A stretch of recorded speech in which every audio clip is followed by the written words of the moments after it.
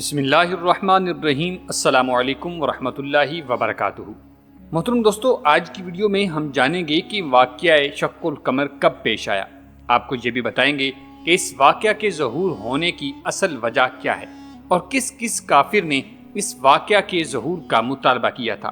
کیا یہ حقیقت ہے کہ معجزہ شق القمر نبی کریم علیہ الصلاۃ والسلام کی انگشت مبارک سے رونما ہوا، اور یہ بھی بتائیں گے کہ حبیب یمنی کی تمام اعضاء سے معذور بیٹی اور معجزہ شق القمر کا آپس میں کیا تعلق ہے۔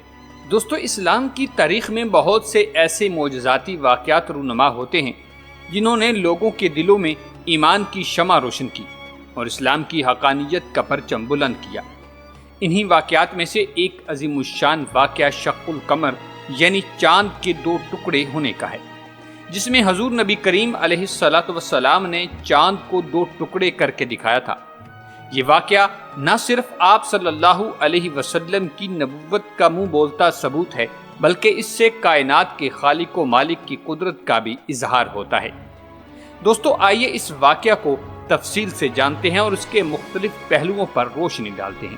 ناظرین گرامی، مکہ کی وادی کے لوگ بتوں کی پوجا میں گم تھے۔ ان کے دل نفرت اور تکبر سے بھرے ہوئے تھے۔ انہیں ایک ایسے نور کی ضرورت تھی جو ان کے اندھیروں کو دور کرے اور ان کے دلوں کو ہدایت سے منور کرے۔ یہ نور تھا پیغمبر اسلام حضرت محمد مصطفیٰ صلی اللہ علیہ وسلم کا۔ آپ صلی اللہ علیہ وسلم کی آمد سے مکہ کی فضا میں ایک انقلاب برپا ہو گیا تھا۔ آپ صلی اللہ تعالی علیہ وسلم کی تعلیمات نے لوگوں کے دلوں میں ایک نئی امید جگائی تھی، مگر مکہ کے سرداروں اور رئیسوں کو یہ بات ایک آنکھ نہ بھاتی تھی۔ وہ آپ کی مخالفت میں کوئی کسر نہ چھوڑتے تھے۔ دوستو، مکہ کے کفار آپ صلی اللہ علیہ وسلم کی نبوت سے انکار کرتے اور آپ سے طرح طرح کے مطالبات کرتے رہتے تھے۔ آپ ان کے ہر وار کو ناکام بناتے اور ان کے ہر سوال کا تسلی بخش جواب دیتے کہ کسی طرح یہ توحید کی دعوت قبول کر لے۔ رسول اکرم صلی اللہ علیہ وسلم کے پاس مشرکوں کا ایک گروہ آیا، جس میں ولید بن مغیرہ، ابو جہل، عاص بن وائل، عاص بن ہشام، اسود بن عبد المطلب اور نضر بن حارث شامل تھے۔ مشرکین سرداروں میں ایک نام ابو جہل کا تھا۔ اس کا غرور آسمان سے باتیں کرتا تھا۔ وہ اپنے آپ کو مکہ کا بادشاہ سمجھتا۔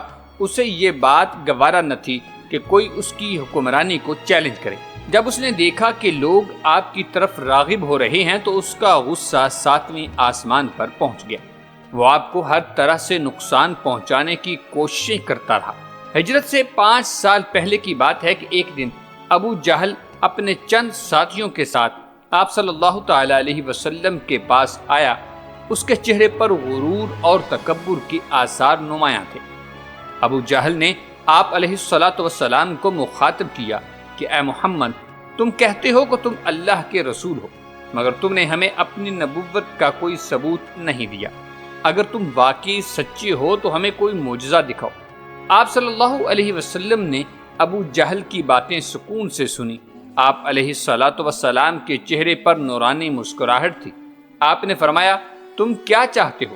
ابو جہل نے اپنے ساتھیوں کی طرف دیکھا اور پھر بڑے غرور سے کہا، اگر تم واقعتاً اللہ کے رسول ہو تو چاند کو 2 ٹکڑے کر کے دکھا دو۔ یہ سن کر دوستو، نبی کریم علیہ الصلاۃ والسلام کے ساتھیوں کے چہرے پر تشویش کے آثار نمودار ہوئے۔ یہ ایک ایسا مطالبہ تھا جس سے پورا کرنا انسانی طاقت سے باہر تھا، مگر آپ علیہ الصلاۃ والسلام کے چہرے پر سکون اور اطمینان تھا۔ آپ جانتے تھے کہ اللہ تعالیٰ آپ کی مدد فرمائیں گے۔ ابھی سرور کونین حضرت محمد مصطفیٰ صلی اللہ علیہ وسلم کوئی جواب بھی نہ دے پائے تھے کہ حضرت جبریل امین علیہ السلام حاضر خدمت ہوئے اور عرض کیا، اے محمد صلی اللہ علیہ وسلم، آپ ان لوگوں سے کہہ دیجئے کہ اس وقت یہ لوگ چلے جائیں اور دوبارہ فلاں رات کو آئیں، تو اس رات کو وہ ایسی نشانی دیکھیں گے جسے دیکھ کر انہیں آپ کی سچائی کا قائل ہونا پڑے گا۔ چنانچہ نبی اکرم صلی اللہ علیہ وسلم نے ان لوگوں سے یہی بات فرمائی۔ اس روز وہ سب کے سب واپس چلے گئے۔ لیکن دوستو، مقرر کردہ رات وہ سب پھر حضور صلی اللہ علیہ وسلم کی خدمت میں حاضر ہوئے اور اپنا سابقہ مطالبہ دوہرا دیا۔ اس رات آپ علیہ الصلاۃ والسلام جبل ابی قبیس پر تشریف فرما تھے۔ قمری مہینے کی 14ویں شب تھی، چاندنی رات کا مکمل چاند پوری آب و تاب کے ساتھ آسمان کائنات پر چمک رہا تھا۔ آپ علیہ الصلوۃ والسلام نے اپنا رخ آسمان کی طرف کیا اور دعا کی، اے اللہ ان کے لیے یہ معجزہ ظاہر فرما دے۔ دوستو، آپ کا دعا کرنا تھا کہ اللہ تبارک و تعالیٰ نے آپ علیہ الصلوۃ والسلام کے اٹھے ہوئے ہاتھوں سے نکلی ہوئی دعا فوراً قبول فرمائی اور آپ کو چاند کو 2 ٹکڑے کرنے کا حکم ارشاد فرمایا۔ آپ علیہ الصلوۃ والسلام نے اپنی انگلی سے چاند کی طرف اشارہ کیا۔ اچانک مکہ کی فضا میں ایک عجیب سی کیفیت طاری ہو گئی، ہوا رک گئی، پرندے خاموش ہو گئے اور ایک سناٹا چھا گیا۔ پھر سب نے دیکھا کہ چاند 2 ٹکڑے ہوا، ایک ٹکڑا آسمان کی ایک جانب اور دوسرا ٹکڑا دوسری جانب چلا گیا۔ یہ منظر دیکھ کر سب حیران و ششدر رہ گئے۔ ابو جہل اور اس کے ساتھیوں کے چہرے خوف سے پیلے پڑ گئے، انہیں یقین نہیں آ رہا تھا کہ انہوں نے کیا دیکھا۔ دوستو، یہ ایک ایسا معجزہ تھا جس کا انہوں نے کبھی تصور بھی نہیں کیا تھا۔ کچھ دیر بعد چاند کے دونوں ٹکڑے دوبارہ واپس مل گئے اور چاند اپنی پہلی حالت پر آ چکا تھا۔ کفار کے اس گروہ میں سے بعض نے تو اسے جادو کا کھیل قرار دیا، جبکہ بعض نے اسے آنکھوں کا دھوکہ کہا، مگر ابو جہل اور بعض دیگر کفار کا دل ابھی بھی سخت تھا۔ انہوں نے اپنے آپ کو تسلی دی کہ یہ سب محض ایک دھوکہ ہے۔ چنانچہ ابو جہل اپنے غرور میں اندھا ہو چکا تھا، اس لیے وہ حق کو دیکھنا نہیں چاہتا تھا۔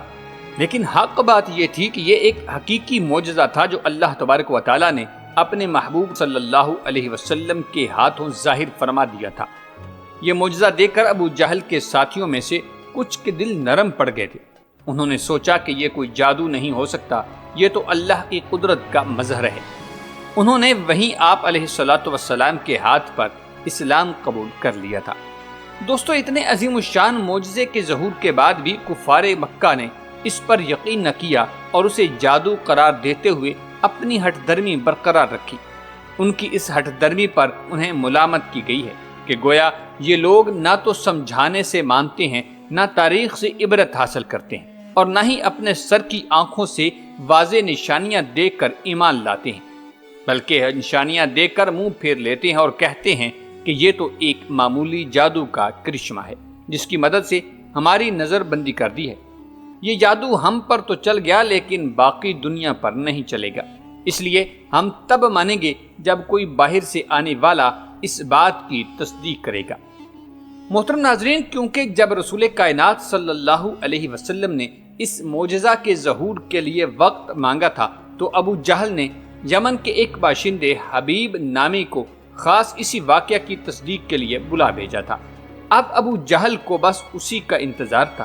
دوستو، حبیب بن مالک یمن کے ایک نامور اور جری سردار تھے۔ ان کی بہادری اور شجاعت کے قصے دور دور تک مشہور تھے، مگر ان کی زندگی میں ایک دکھ ایسا تھا جو ان کے دل کو اندر سے ہی گھائل کیے ہوئے تھا۔ ان کی ایک ہی بیٹی تھی جس کا نام ستیہ تھا۔ ستیہ نہ صرف نابینا تھی بلکہ معذور بھی تھی، لنگڑی، گونگی، بہری اور ہاتھ پاؤں سے بے بس تھی۔ یہ غم حبیب کے دل میں گھر کر چکا تھا اور وہ اس کے سوا کسی چیز میں سکون نہیں پاتا تھا۔ ابو جہل کی طرف سے حبیب بن مالک کو جب پیغام موصول ہوا کہ اس واقعہ کو دیکھنے کے لیے تمہیں مکہ آنا ہوگا، حبیب کا دل تجسس میں مبتلا ہو گیا۔ ایک طرف تو حضرت محمد صلی اللہ علیہ وسلم کے دعوے کے سچ ہونے کا منتظر تھا، دوسری طرف اسے اپنے باطن میں بے چینی محسوس ہو رہی تھی کہ شاید یہ ایک بڑا فریب ہو، لیکن سردار ہونے کے ناطے اس نے فیصلہ کیا کہ وہ خود جا کر اس عظیم معجزے کا مشاہدہ کرے گا۔ چنانچہ حبیب بن مالک نے اپنی سواری تیار کی اور سفر کا آغاز کیا۔ وہ ایک لمبا سفر طے کر کے مکہ پہنچے اور کوہ ابو قیس پر جا کھڑے ہوئے، جہاں کفار نے حضرت محمد صلی اللہ علیہ وسلم سے معجزہ دکھانے کا مطالبہ کیا تھا۔ دوستو، پلک جھپکتے ہی وہ عظیم معجزہ رونما ہوا جس کا وعدہ کیا گیا تھا۔ چاند 2 حصوں میں بٹ چکا تھا، ایک حصہ پہاڑ کی اس طرف اور دوسرا پہاڑ کی دوسری طرف جا چکا تھا۔ یہ منظر دیکھ کر حبیب بن مالک کا دل خوف اور تعجب میں ڈوب گیا۔ چاند تقریباً 1.5 گھنٹے تک 2 ٹکڑے رہا اور پھر واپس اپنی اصل حالت میں آ گیا تھا۔ جب حبیب یمنی آیا تو ابو جہل نے پوچھا کہ کیا تو نے چاند کو ٹوٹتا اور جڑتا ہوا دیکھا ہے؟ حبیب یمنی نے بھی اس بات میں سر ہلا دیا کہ ہاں، میں نے بھی دیکھا ہے۔ مگر دوستو اتنی زیادہ شہادتوں کے باوجود مشرکین اپنی ضد پر قائم رہے اور اس کھلے معجزے کو جادو سے تشبیہ دیتے رہے، جس کا واضح طور پر قرآن مجید میں سورۃ القمر کی پہلی آیت میں اللہ تبارک و تعالیٰ نے ذکر فرمایا ہے کہ قیامت کی گھڑی قریب آ گئی ہے اور چاند پھٹ گیا ہے۔ لیکن اس کے باوجود ان لوگوں کا یہ حال ہے کہ اگر کوئی معجزہ دیکھتے ہیں تو منہ پھیر لیتے ہیں اور کہہ دیتے ہیں کہ یہ تو وہ جادو ہے جو پہلے سے چلا آ رہا ہے۔ محترم ناظرین، ایک طرف تو حبیب یمنی نے اس واقعے کی تصدیق کی، مگر یہ واقعہ دیکھنے کے بعد حبیب بن مالک کے دل میں ایک نیا سوال پیدا ہو گیا تھا۔ وہ فوراً حضرت محمد صلی اللہ علیہ وسلم کی خدمت میں حاضر ہوا اور عرض کی، اے محمد، میں نے چاند کو 2 ٹکڑے ہوتے اپنی آنکھوں سے دیکھا، لیکن میرے دل میں ایک اور غم بھی ہے جس کا مداوا نہ ہو سکا۔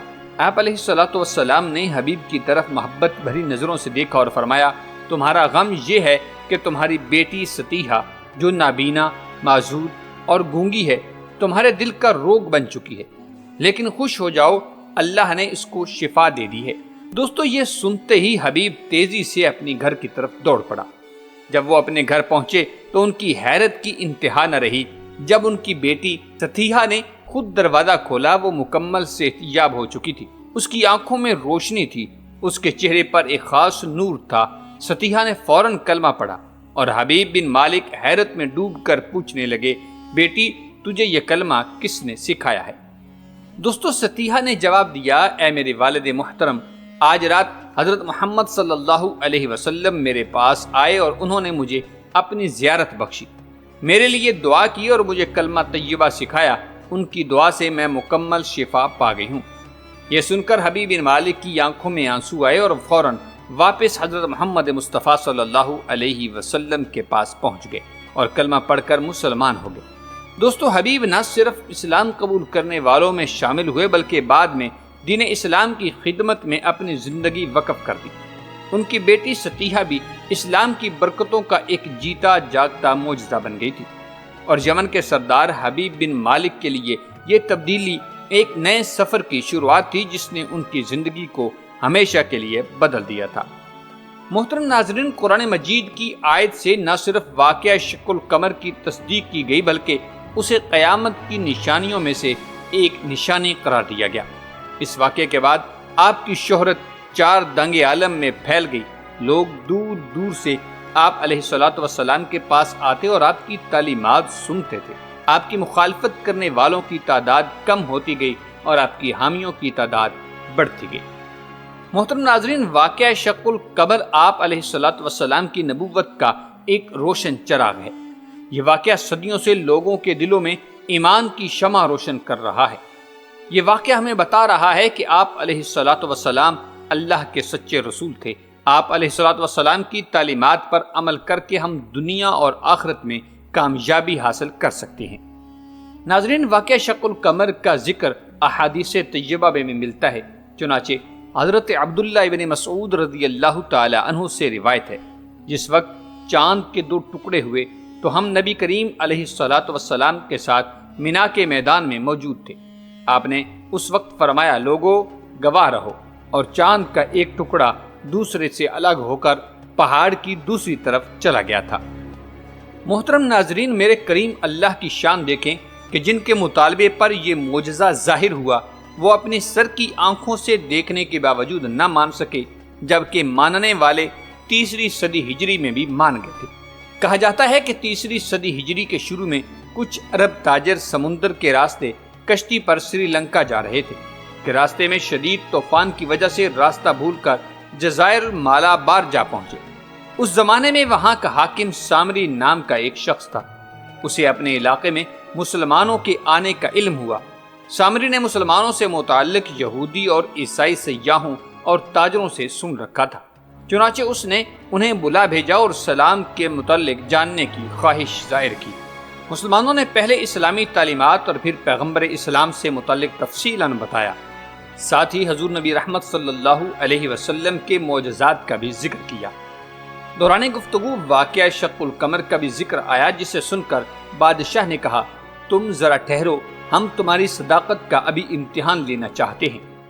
ہماری بادشاہت کا یہ دستور ہے کہ دنیا میں جو بھی اہم واقعہ پیش آتا ہے ہم اسے تحریر کروا کر شاہی مکتوبات میں محفوظ کروا دیتے ہیں۔